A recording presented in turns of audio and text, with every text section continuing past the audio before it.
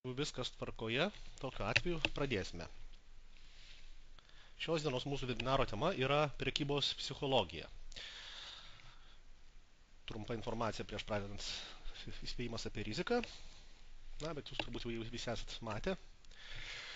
Taigi, prekybos psichologija nulėmė įvairiais vertinimais iki 70-90 procentų sėkmės lemia prekyboje. Kokie yra tie psichologiniai faktoriai sąlygojantis prekybą? Kokios emocijos dalyvauja, taip sakant, kas mus valdo atliekant prekybos veiksmus aktyviai? Tai pirmiausia, be abejo, yra tokios emocijos kaip viltis, kai yra tikimasi. Kartais ta viltis kaip emocija netgi nustelbia mūsų analizavimo įgūdžius. Be abejo, baimė prisimti nuostolius. Aš iš karto kiekvieną tą emociją bandysiu pakomentuoti, kaip tai reiškia įtakoja jūsų atliekamus prekybos veiksmus. Tai bijantis žmogus dažnai vengia atidaryti dar vieną sandorį, ypač tais atvejais, kai jau prieš tai turėjo vieną ar keletą nuostolingų pozicijų. Tai yra po sekos nuostolingų sandorių stengiamasi kurį laiką neprekiauti ir iš viso neatidarinėti sandorių. Gobšumas be abejo įtakoja uždirbti didelį kapitalą, didinti pozicijas ir, gobšumas kartais lemia tai, kad, prekiautojas nepagristai ilgai laiko poziciją, tikėdamasis, kad jinai bus pelninga ir viršė savo nusistatytą pelno ribas, taip sakant. Dažnai pozicija po to apsisuka ir, gaunamas neplanuotas pelnas arba planuotas didesnis pelnas, o gaunamas nuostolis. Neviltis įtakoja prekiautojo veiksmus tokiu būdu, kad dažnai prekiautojai pradeda blaškytis, keisti strategijas, keisti valiutų poras, prekiauti kitais instrumentais, ir be abejo atlieka tuos veiksmus pakankamai neįsigilinę į specifiką būtent to instrumento ar tos strategijos ir vėl atitinkamai mus lydi klaidos. Nuostolių vengimas. Irgi toks svarbus psichologinis faktorius. Nuostolių vengimas dažnai įtakoja prekiautoją uždaryti poziciją su labai mažu nuostoliu, nors galbūt tas nuostolis buvo tik tai trumpalaikis.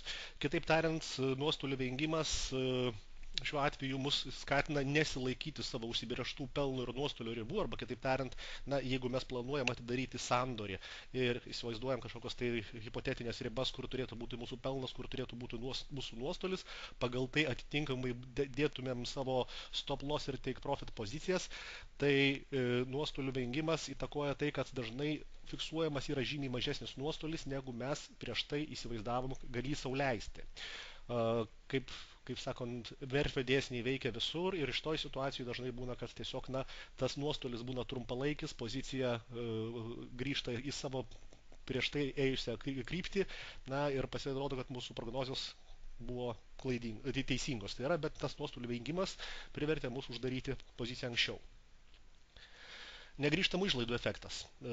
Nenorima pripažinti nuostolio. Tai, taip sakant, laikomos kelios ilgalaikės pozicijos su nuostoliu ir tikimasi, kad tas nuostolis atšoks, o iš teigiamų pozicijų bus uždirbtas pakankamai pelno. Kitas momentas – dispozicijos efektas, tai polinkis fiksuoti nuostolius vėliau nei pelnus. Vėlgi tas pats skubėjimas.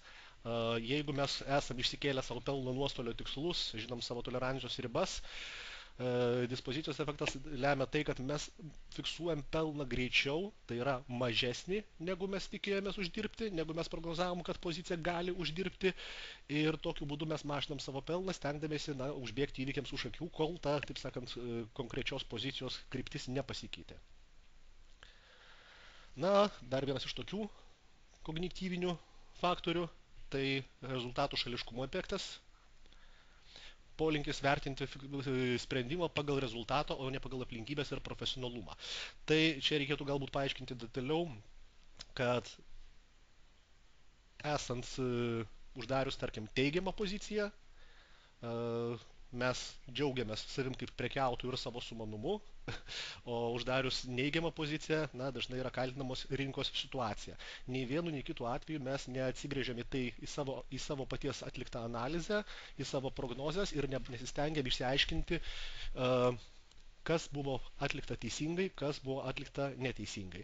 Tai iš tikrųjų čia labiau šitas dalykas yra aktualus vertinant savo paties rezultatą ir analizuojant savo prekybą. Sekanti skaidrė – psichologiniai faktoriai, kognityviniai.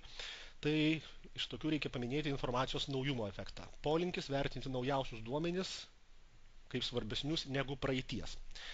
Iš tikrųjų, tie, kas prekiauja per naujienas, be abejo, kad šitą informaciją jiems yra pati aktualiausia, tai yra kokia naujiena išeina. Tačiau, kas prekiauja šiek tiek ilgesniem pozicijom, reikėtų atsižvelgti į tą faktorių, kad ne tik įvykęs fundamentinis įvykis, bet ir jų istorija anksčiau vykusių ir prieš tai įvykę kiti įvykiai turi bendrą įtaką. Mes stengiamės visada pačią šviežiausią informaciją traktuoti kaip aktualiausią, bet nereikėtų, taip sakant, užmiršti ir tų įvykių, kurie galbūt buvo dienos eigoje, savaitės eigoje, kurie pakankamai stipriai įtakojo, tarkim, bendrą tendenciją, bendrą kryptį ir tas vėliausias įvykis įvertinti, ar jis yra pakankamai stiprus ir gali tą kryptį pakeisti arba patvirtinti. Inkaro efektas. Labai įdomus dalykas. Čia visiems, kas prekiauja tiek techniniais, tiek fundamentiniais, taip sakant, pasiremdami veiksniais, tai yra efektas, kad mes prisirišam prie konkrečios situacijos ir užmirštam visas kitas galimus įtakojančius veiksnius ir galimus scenarius. Tarkim, tie, kas prekiauja pagal techninę analizę, pamatė, tarkim, kokią besiformuojančią figūrą, jau įsivaizduoja, kad tas vienintelis veiksnys, vienintelė figūra turėtų pasitvirtinti ir užmiršta apie kitus. Taip sakant, mes savo atradę patogų informacijos vienetą arba patogią situaciją rinkoje, kaip prie inkaro, prie jos prisikabinam ir užmirštam visą likusią situaciją. Iš tokių psichologinių vienas paskutinių yra minios efektas. Tai be abejo, jeigu mes išgirstam vyraujančią nuomonę, pasiskaitam analitikų, taip sakant, kažkokių tai straipsnių, matome, kad visi pritarė tai nuomoniai, mes pasitikim minia, tai yra pasitikim daugumą. Kaip tai yra teisinga? Manau, kad nelabai, nes prarasti savo individualią nuomonę ir savo, neklausyti savo, taip sakant, paties analizės, techninės, fundamentinės, nėra geras sprendimas. Ir dar toksai dalykas, čia iš tikrųjų yra panašu į inkaro efektą, tikėjimas mažų skaičių dėsnių. Tai remtis nepaprastai mažų kiekių informacijos, tai yra per mažų kiekių informacijos, tik tiek, kad lyginant su inkaro efektu, inkaro efektas yra, kai mes iš viso prie konkrečios informacijos vienos prisirašam, tai yra paimamai kaip užsiinkaruojam, o čia tikėjimas mažų skaičių dėsnių, tai tiesiog remimasis pakankamai mažų kiekių informacijos. Gal turit klausimų šiuo etapu? Kol kas matau nėra.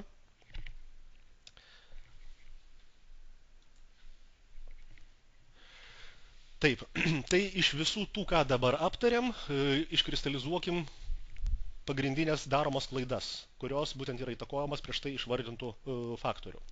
Tai pirmas dalykas, nesilaikoma pelno ir nuostolio ribų,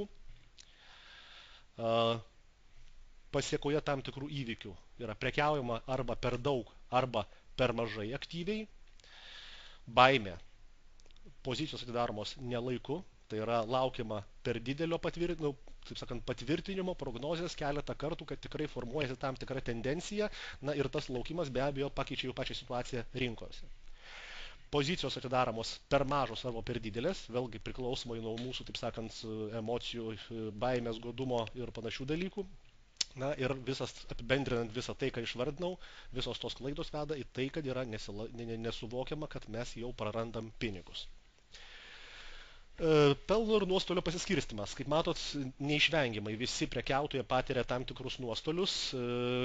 Niekada turbūt ne pas vieną prekiautoją visi 100% sandorių nebus pelningi. Kaip ir turbūt per įvadinį seminarą, jau kas esate buvę suminėjęs, kad man yra tekę matyti statistiką vieno gana žinomo prekiautojo, jau tikrai profesionalo, kuris dirba instituciniams investuotojams, tai jam pavyko pasiekti 80% pelningų pozicijų skaičius. Tai yra santykis pelningų ir nuostolingų. Visiškai yra normalu, kad pradedantysis prekiautojas gali pasiekti 30-35% pozicijų.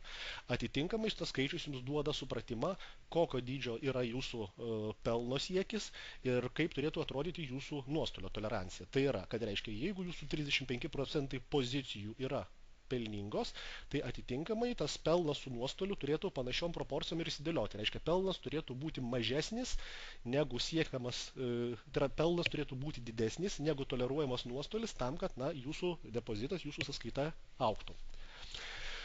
Štai kaip atrodo tą dalyką sudėjus į grafikėlį. Kaip matome, gali siekti nuostolingos pozicijos, bet kaip matote, jos visos yra nedidelės, viena arti kitos ir taip natūralu, kad tokiom bangeliam reiškia mes prekiaujam, patiriam nuostolį, paskui užfiksuojam didesnį pelną, paskui vėl pelnas, paskui šiek tiek galbūt nuostolio, bet bendroj situacijoje, taip sakant, bendra kryptis sąskaita pas mus didėja.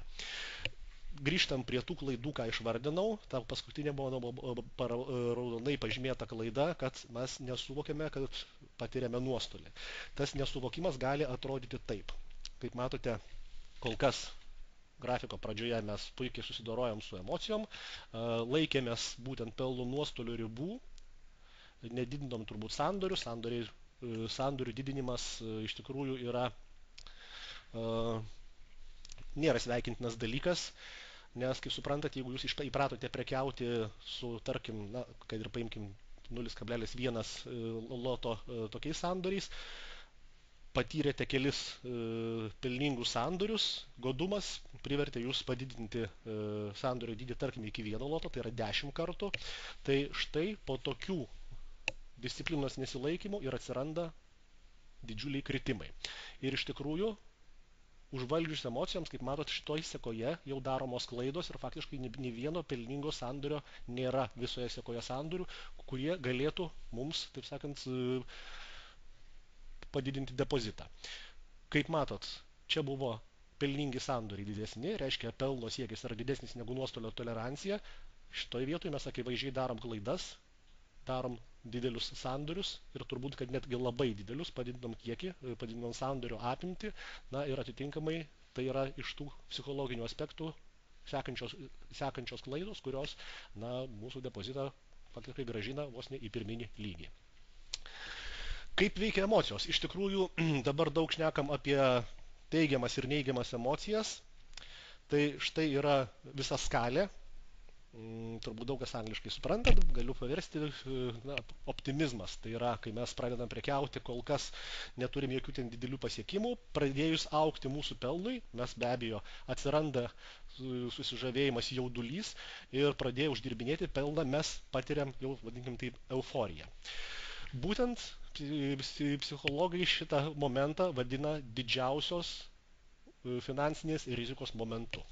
Euforijos būsenoj atsiranda tos klaidos, kurias aš minėjau. Tai yra siekis didesnio negu užsibrėžta pelno, pozicijų didinimas, per ilgas laikymas pelningų pozicijų siekiant dar didesnio pelno jį maksimizuoti. Natūralu, kad mes pradedam daryti klaidas. Tada įvyksta, aišku, ir vienas iš tokių faktorių yra neigimas. Mes neigiam, kad tai yra tik tai laikina, viskas yra tvarkoje, čia rinkoje situacija pasikeitė, aš esu puikus prekiautojas ir bandom neigti. Neigimo metu mes ko gero nustojam analizuoti savo sandorius, taip sakant, nustojam vesti jų istoriją ir nebežinom, kur yra tos klaidos, kurias mes darom. Be abejo, baimė prarasti kapitalą, nusivylimas, kažkada ateina panika. Ir štai šitoje vietoje, kai mūsų emocijos yra blogiausiame taške, iš tikrųjų yra didžiausio finansinių galimybių taškas. Šiuo atveju po visų nusivylimų depresijų mes nebe taip aktyviai prekiautumėm turbūt, aš manau, visi. Ir be abejo, kad tai yra galimybė dėl to, kad tai yra punktas, taškas, kuriame mes galim ir turėtumėm pradėti vėl analizuoti savo klaidas, savo prekybą. Ir ciklas be abejo užsidaro. Vėl mes grįžtam, jeigu viltis, palengvėjimas sėkmingai prekiaujant, optimizmas į šitą tašką, tai, kaip suprantat, visa prekyba eina tam tikrom spiraliam. Tai labai norėčiau, kad iš šitos skaidrės atsimintumėt tuos du maksimalios finansinės rizikos ir maksimalių finansinių galimybių taškus. Ir, jeigu seka jūsų prekyba sėkmingi sandoriai vienas po kito, pajutę euforiją, prisiminkit, kad tai yra įeinat į maksimalios rizikos zoną.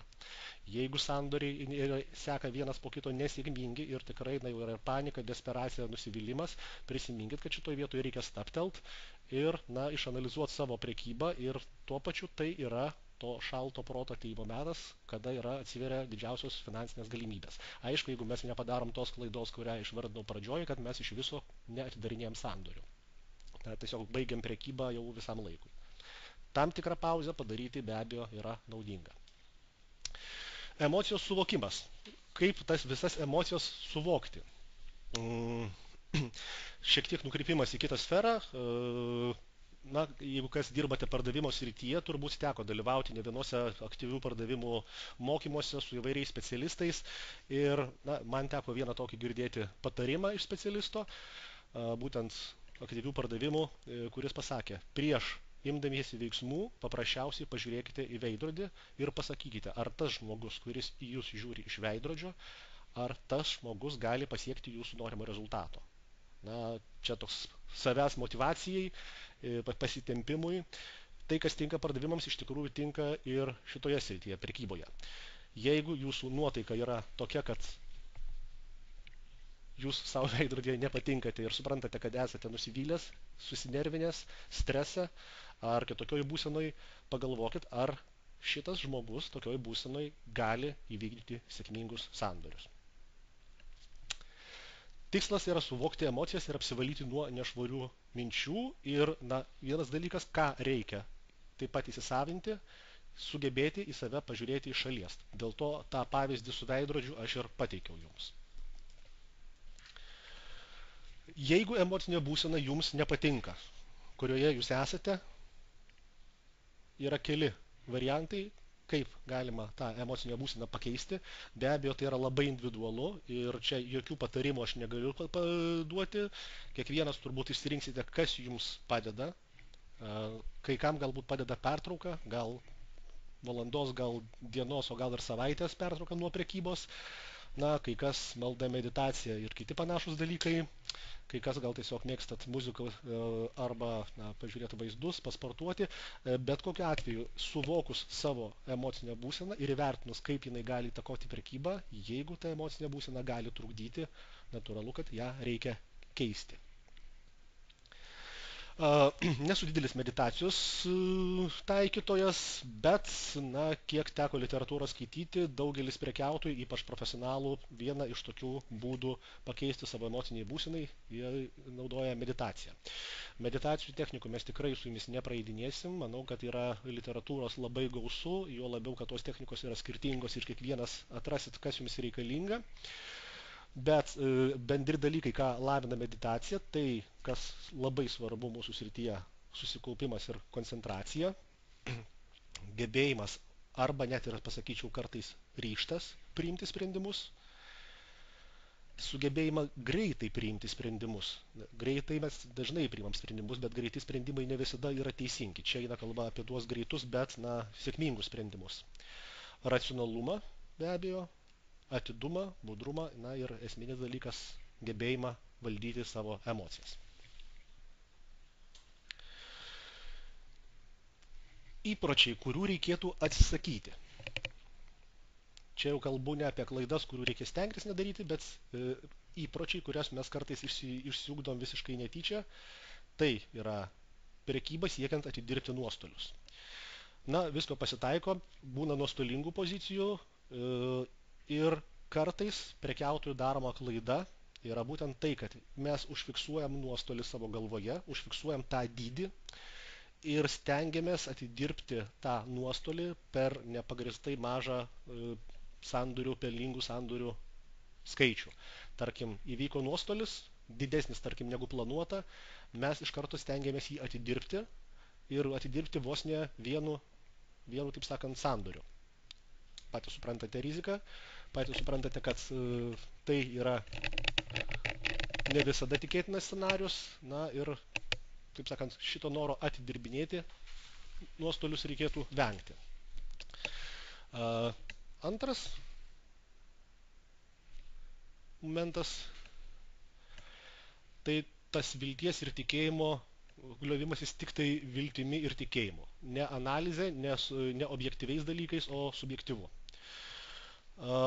Dar vienas dalykas, kurį plačiau noriu panagrinėti, tai nuostolingų pozicijų papildymas. Tarkim, mes turim nuostolingos pozicijas ir mūsų sąskaita, mūsų depozitas artėja prie, tarkim, priverstinio pozicijų uždarimo. Ką daro prekiautojai dažniausiai, kas atneša didžiausią finansinį nuostolį. Vietoj to, kad jie būtų tas pozicijas uždarę anksčiau, tai jau buvo pirmoji klaida padaryta, jie jas laiko ir pasiekia tokį lygį, kai, na, tarkim, gali jau vykti margin callas, taip sakant, priverstinis pozicijų uždarimas. Jie pildosi sąskaitą, ne tam, kad prekiauti, atidarinėti naujas pozicijas, kitaip sakant, užfiksuoti pelną ir užfiksuoti nuostolį ir siekti naują pelno, bet jie gelbėja skęstantį laivą įmesdami papildomų pinigų. Tai tokio įpročio reikėtų atsisakyti, tiksliau reikėtų iš vis jo neišsiugdyti. Na, godumas, tai savaime suprantama, godumas turi būti pasvertas ir turi būti tam tikrose protingose ribose. Kitas įprotis, tai koncentravimasis ne į rinkos charakteristikas, į tokius dalykus kaip, tarkim, sėkmė, man sekasi, aš jau perpratau, šitas indikatorius puikiai veikia ir užmirštant rinkos charakteristikas, tai iš tikrųjų šito įpročio reikėtų vengti. Na ir be abejo baimė. Jeigu bijote, geriau sandorių iš vis netidarinėti, geriau iš vis neprekiauti. Kol kas ar turit gal kažkokių klausimų? Kaip matau, ne. Gerai, kokius įgūdžius, čia jau kalbu apie psichologinius, ne apie prekybos įgūdžius, reikėtų išsiugdyti.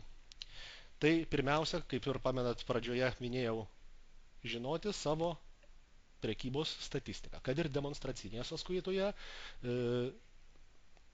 Taigi, žinant savo prekybos statistiką, tai yra kiek procentų sandorių yra pelningi, kiek nuostolingi, mes jau galime išsikelti savo pelno nuostolio tikslus. Tai pirmas dalykas yra tikslų išsikėlimas. Dažnai per seminarą aš klausiu, kokie yra jūsų prekybos tikslai. Atsakymai būna labai įvairūs, tai nuo ten padvigubinti per mėnesį iki butas po metų ar automobilis, na, kaip sakant, priklauso nuo depozito, viskas tai yra jūsų rankose, tačiau, kaip mano akcentuojamas ne vienas sykį, jūsų tikslas turėtų būti sėkmingų sandorių procentas ir, na, to procento gerinimas, tai yra augimas. Tai pirmiausia, išsikeliam tikslus. Antras dalykas, reikia susitaikyti su tuo faktu, kad nuostoliai yra neišvengiami. Kaip ir minėjau, net ir profesionalūs prekiautojai tikrai turi tam tikrą procentą sandorių, kurie yra nesėkmingi. Lankstumas. Lankstumas tai yra sugebėjimas prisitaikyti prie rinkos sąlygų, kurios nuolat kinta. Na, tikėjimas, kad nusipelnite uždarbio, tai čia labiau savo paties motyvacijai yra. Sakant, netikint, kad galite uždirbti, netikint, kad įdėjote pakankamai darbo ir pakankamai gerai išanalizavote situaciją, be abejo, rezultatas turbūt būtų pakankamai prastas, na, o be to netikint ir dažniausiai daromas klaidos analizėje. Toliau būtinas dalykas – taisyklių laikymasis. Jeigu mes jau turim planą, turim susidėlioję savo kažkokias tai taisyklės, tai jų be abejo reikėtų laikytis ir nepriekaištingai vykdyti planą. Na, visų gal aš nuo ekrano neskaitysiu, vis tiek patys matote, skaitau tik tai, ką labai norėčiau pakomentuoti plačiau. Tai trečias punktas nuo apačios – gebėjimas nustoti prekiauti. Jeigu matote, kad nebe suprantate rinkos, kas dažnai būna, o kaip ir miniu per visus kitus seminarus, atidaryti poziciją arba įeiti į rinką reikia tik tai tada, kai tikrai suprantate ir galite tiek savo, tiek galbūt kitiems paaiškinti, kas šiuo metu rinkoje vyksta. Jeigu negalite to padaryti, galbūt rinkos situacija pasikeitė, gal jūs dar nespėjote įsigilinti į pačią situaciją, tai na, tiesiog kurį laiką reikėtų neprekiauti, tiesiog iš vis netidarinėti sandorių. Nevengti prisimti atsakomybės, kitaip sakant, jūs priėmėt sprendimą atidaryti sandorį, sandoris nepavyko, nenukreipti tos atsakomybės ant tarkim, na, rinką nusistačiusi prieš mane. Jūs priėmėt sandorį, jūs darėt analizę, jūs ir prisimkit atsakomybę už savo atliktą analizę, ieškokit, kur buvo klaidos. Ir, na, paskutinis dalykas, turbūt labiausiai akcentuotinas, yra savo paties progreso vertinimas. Tai kaip ir minėjau, jeigu mes nusistatome tikslus, kažkokius tai užsifiksavome savo taisyklės, reikia būtinai stebėti savo paties progresą ir jį vertinti. Tai yra būtinai pagal prekybos planą vesti šalia prekybos plano dar ir prekybos dienoraštį. Taigi, prekybos planas, kaip jisai galėtų atrodyti? Pirmiausia, patys atsakote, kokia yra rinka šiuo metu, ar ta rinka atitinka jūsų pasirinktą prekybos strategiją, ar galite šioje rinkoje daryti sprendimus, taip sakant. Be abejo, kokią atidarysite poziciją, pirkimo arba pardavimo, be abejo, nusistatome kainas, įsivertiname risk to return ratio, tai yra rizikos ir pelno santyki, ar taip sakant, tas pelnas yra pakankamai atitinka jūsų prisimtą riziką. Ir va dabar po sandorio įvykdymo sekantis žingsnis, kas po to. Sekat, ar nukrypote nuo plano ir kodėl. Visų pirma, jeigu nukrypote nuo plano, greičiausiai, kad jūs pavedė kažkuri tai jūsų emocinė būsena. Tai yra ar baimė, ar godumas, ar nusivylimas jūs privertė nukrypti nuo plano. Ir va čia mes, kaip sakant, dėl ko šios dienos paskaitą ir turim, mes turim pradėti analizuoti. Tikslas, be abejo, pastebėti klaidas ir, klaidų nepašalinsim, bet tiesiog jų daugiau nebedaryti. Prekybos plano analizę aš jums siūlyčiau daryti, tada, kai neprekiaujate be abejo, bet pasidaryti tam tikrą sistematingumą. Tai pirmiausia, kiekvieną savaitę, po savaitės visų sandorių, įvykdžius savaitės prekybą, pasiimat savo prekybos planą arba prekybos žurnalą, kaip jūs jį pasivadinsit, ir žiūrit, kur jūs pavedė, taip sakant, jūsų emocijos, kur jūs nesilaikėt prekybos plano ar kur buvo daromos klaidos. Vėlgi, klaidos tos, kurios yra daromos fundamentinės analizės, techninės analizės atveju, irgi kartais gali būti iššauktos emocijų. Tada pasidaryti tokį galbūt detalesnę apžvalgą viso mėnesio ir, kaip čia siūloma, ir kas ketvirtį tokį jau bendrą globalų pasižiūrėti savo pažangos lygį. Ir be abejo mokintis iš klaidų. Turbūt suprantate, kad prekyba tai nėra tik tai mygtukų spaudimas. Be abejo, didžioji dalis laiko yra mokymuisi skirta ir analizai. Analizuojate tiek rinką, tiek analizuojate savo klaidas ir jeigu pastebite, kad jūs prekiaujate, tai atidarimas sandorių užima daugiau negu 10% viso jūsų laiko praleidžiant, taip sakant, šitoje veikloje susijusia su prekyba, tai yra rizika, kad jūsų tiek rinkos analizė, tiek savi analizė galbūt yra, per menka.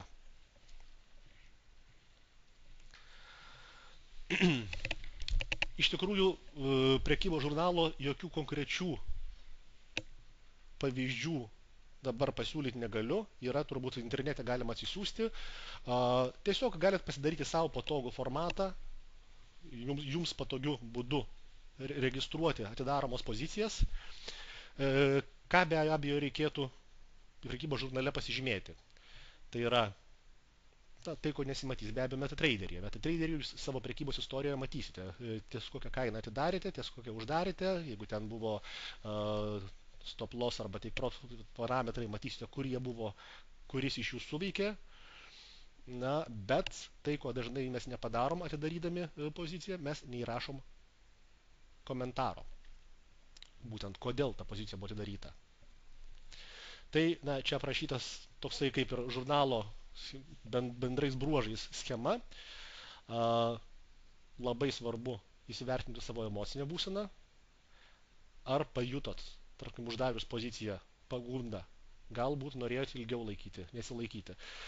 Tai maždaug tokie bendri patarimai prekybos žurnalui. Čia jau tikrai nesvarbu, kokioje formoje jūs jį vesite. Gali būti net ir papierinis, jeigu kažkam tai patogiau, bet tokie parametrai pagrindiniai, kurie reikėtų, kad jie būtų fiksuojami ir be abejo analizuojami. Kas yra sėkmingas prekiautojas? Iš patirties galiu pasakyti, kad tai turbūt visiškai nėra susijęs su profesija, su žiniomis įgytomis, su išsilavinimu, nes tikrai yra tekę matyti prekiautojų, kurie ateina net iš finansų sferos ir vien dėl didelio pasitikėjimo savo patirtimi kapitalą išvaisto ypatingai greitai. Mes su kolegomis tą juokaudami vadinam fraze pažiūrėkit kaip reikia. Tai yra, aš esu finansų specialistas, dabar visiems parodysiu, kaip galima sėkmingai prekiauti. Tai kokie turėtų būti bruožai tie prekiautojai, kurie padeda? Tai pirmiausia, gebėjimas suvaldyti rinkos kontrolės iliuziją. Jeigu jūs labai padarėt puikią analizę ir manote, kad jūs jau nuspėjote visas rinkos rizikas, dažniausiai taip nėra. Pirmiausia, negalvokit, kad visas rizikas valdote, rizikų yra dar ir tokių, kurių jūs turbūt net nenuspėjate, kad jūs gali tam tikroje situacijoje suveikti. Toliau, gebėjimas teisingai surasti savo rizikos tolerancijos lygį. Ne tik finansinė prasme, bet ir emocinė prasme. Be abejo, gebėjimas veikti už psichologinio komforto zonos ribų. Taigi, kai prasidės prekyba ir kai prasidės, taip sakant, realūs prekybiniai veiksmai ir pradėsite patirti nuostolius, uždirbti pelną, be abejo, kad tai jau nebus jūsų psichologinio komforto zona ir be abejo reikės atsispirti stresui, nerimui ir užsiugdyti savitvardą. Be abejo, reikalingas adekvatus savęs vertinimas. Visų gal irgi neskaitau, tik tai pakomentuosiu. Be abejo, aukštas drausmingumo ir kantrybės lygis. Ir gebėjimas planuoti iš karto numatyti įvairius scenarius galimus. Taip sakant, čia labiau ne tai, kad kaip prekybos veiksmuose, ką jūs atliksite, bet kaip jūs dorositės su stresu, kaip jūs elgsitės, jeigu tie scenarijai, tiek teigiamas, tiek neigiamas, tarkim, atsirastų. Tokie tolimesni bruožai, kuriuos gal nelabai reikia ir komentuoti, turbūt visiems yra suprantami. Galbūt investavimo strategijos turėjimą šiek tiek pakomentuosiu. Vėlgi, geras prekiautojas turėtų turėti savo strategiją, bet jeigu kalbant apie prekybos strategiją, tai nesumaišykit, tai čia yra investavimo, tai nėra prekybos strategija. Investavimo strategija vėlgi neturėtų apsiriboti vienais finansiniais instrumentais, taip sakant. Savo rizikas, savo kapitalą reikia išdėlioti per skirtingo rizikingumo finansinius instrumentus. Tai čia gal tokia komentaras iš mano pusės, nes prekybos strategija aš tikiu, kad visi kažkokią tai turit ir jos laikotės. Gebėjimas pristaikyti prie pokyčių savaime suprantama finansinėje sferoje yra būtinas. Turbūt važiuojam toliau. Klausimų kol kas matau, nieks neįsidrasino. Ir visai pabaiga, kažkaip čia, kol be klausimų mes labai greitai praėjome šitą seminarą. Taigi, toks pabaiga ir palinkėjimas. Jeigu jūs laikysite šitų visų išdėstytų tokių patarimų, vadinkim taip,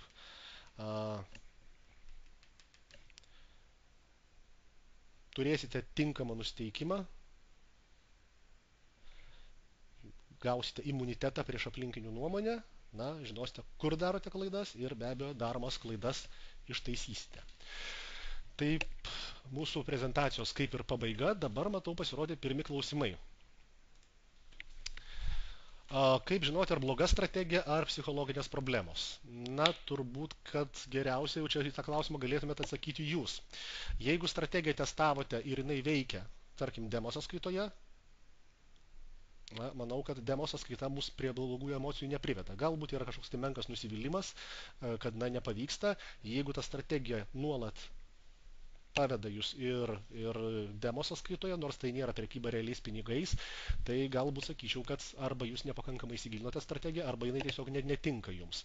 Jeigu patys savęs paklausėte ir atsakote, kad vis dėlto yra psichologinės problemos, tada be abejo strategija nėra kalta. Taip, matau kitą klausimą. Jei, tarkime, savaitę ar galbūt ir daugiau visiškai nebuvai prisėdęs prie rinkos, nesidomėjai nei kas vyksta, nei kokie judėjimai buvo. Kaip vėl įsivažiuoti? Tik tai analizė, tik tai demo sąskaita, sakyčiau. Iš tikrųjų, manau, kad daugelis mūsų, kurie dirba šitoj srity, kurie prekiauja ilgesnį laiką, tapus prekiautojų, manau, kad jau taip visiškai atitrūkti nuo rinkos net ir nepavyksta. Nes, tarkim, net ir atostogų metu aš techninės analizės be abejo nedarau, bet telefonė pranešimus iš Bloombergo Reuterso bent jau akį į antraštes užmetu ir žinau bent jau to, kad, vadinkim taip, globalią kryptį, kas vyksta pasaulyje. Ar verta analizuoti visas dienas, kurios buvo praleistos, ar geriau sukonstruoti šią dieną ir tik viena akim pramesti, kas vyko? Na, pakomentuosiu. Manau, kad reikėtų pramesti, kaip aš sakau, tokį bendrą planą, big picture, kas vyko, kokie svarbiausi fundamentiniai veiksniai įvyko, o na, techninės analizės be abejo paraičiai, na, turbūt jau nelabai svarbu daryti, aktualu tas periodas, kuris yra artimiausias. Kiek laiko reikia pradėti prekiauti mažiausių procentų. Čia suprantu, kad turbūt tai klausimas, kaip pereiti iš demo sąskaitos į realią. Tai iš tikrųjų mažiausias sandoris yra net ne 0,1, o 0,01, tai yra 1/100 loto, tai yra visiškai nedidelė rizika, tai yra realiai vienas punktas, kažkur tai apie 10 JAV dolerio centų, gali būti pelno arba nuostolio. Mes paprastai, tokią statistiką, kaip ir specialiai jos kaip ir neskaičiavom, bet dažniausiai yra taip, kad jeigu žmogus pradėjęs prekiauti demonstracinėje sąskaitoje, užsibūna joje ilgiau negu maždaug apie pusę metų yra toksai tas rekomenduotinas terminas, kada jau galima pradėti prekiauti tais vadinamas centiniais sąskaitoj.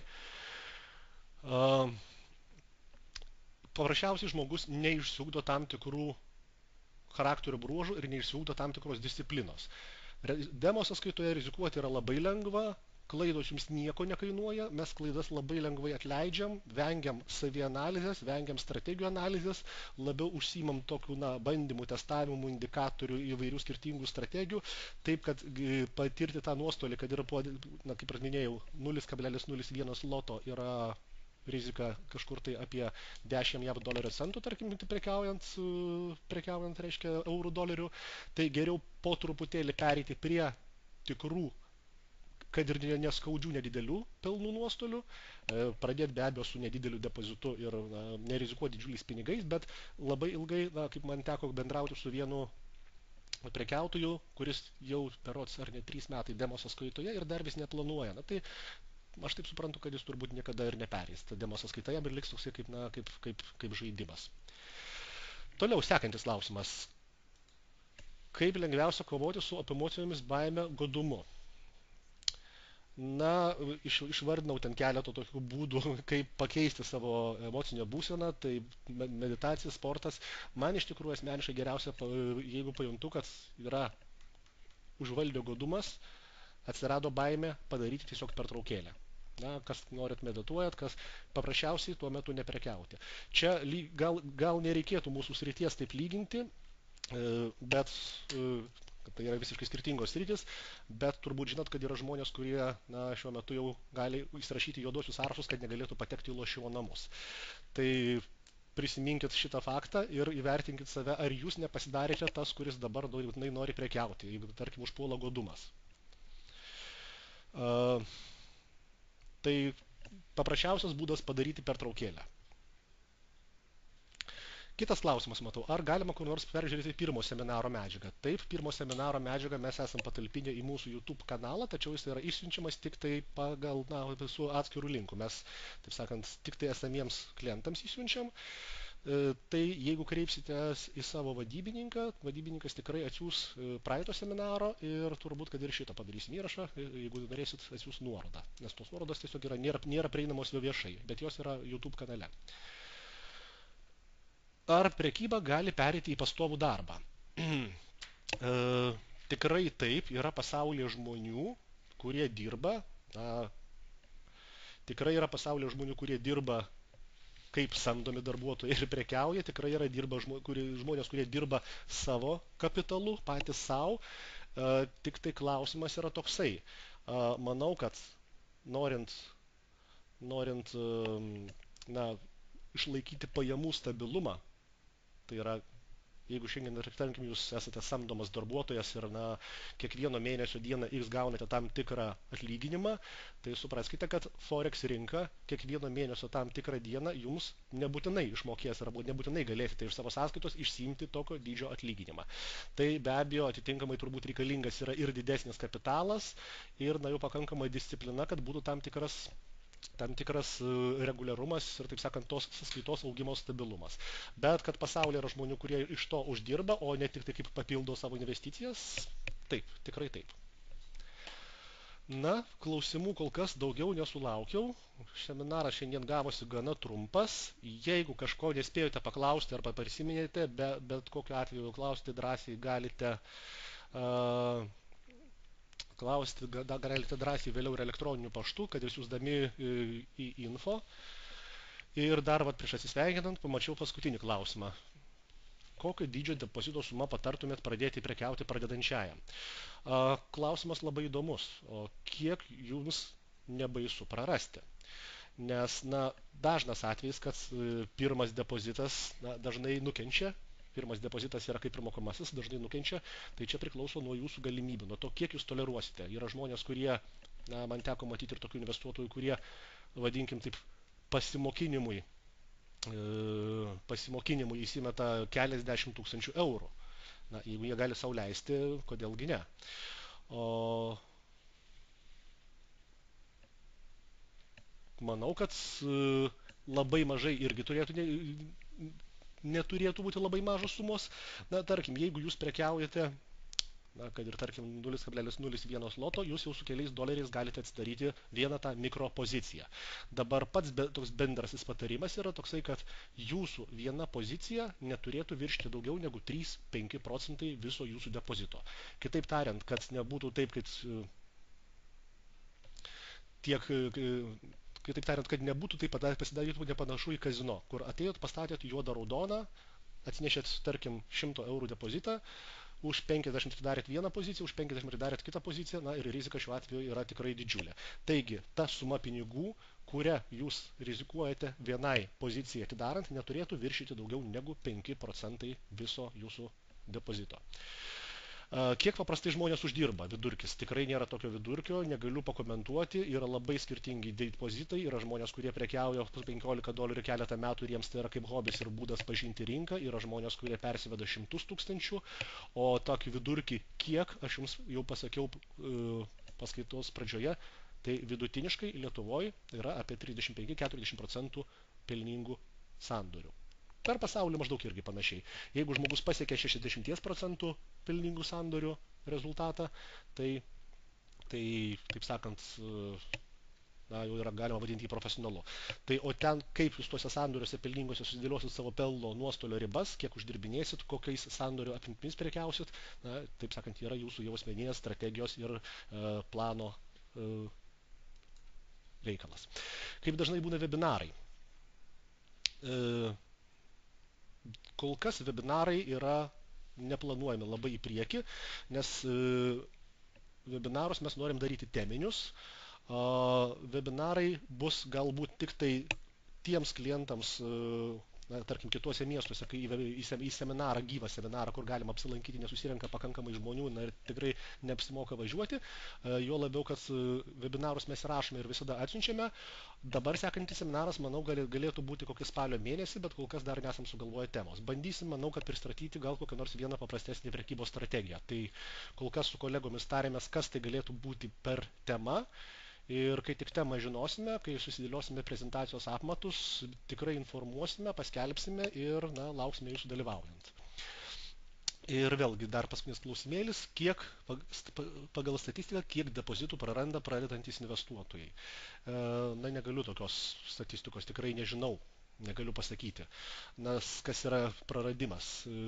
Vienas investuotojas galbūt praranda 80 procentų, bet depozitas dar neprarastas, bet jis paprasčiausiai nustoja prekiauti, o kitas 3 kartus pasipildo, taip sakant, patyręs nuostolį iki 0 ir toliau prekiauja. Tai čia labai sunku tą statistiką pasverti. Pas visus pasitaiko pelnų ir nuostolių. Aišku, yra žmonių, kurie praradę pirmą depozitą daugiau nebeprekiauja, tai įvertinkit, kaip jums tai, kokiu depozitu galite rizikuoti ir teisingai išsidėliokite prekybos planą. Tai ką, matau, kad nebėra daugiau klausimų, tikiuosi, kad webinaras buvo naudingas. Jeigu turėsite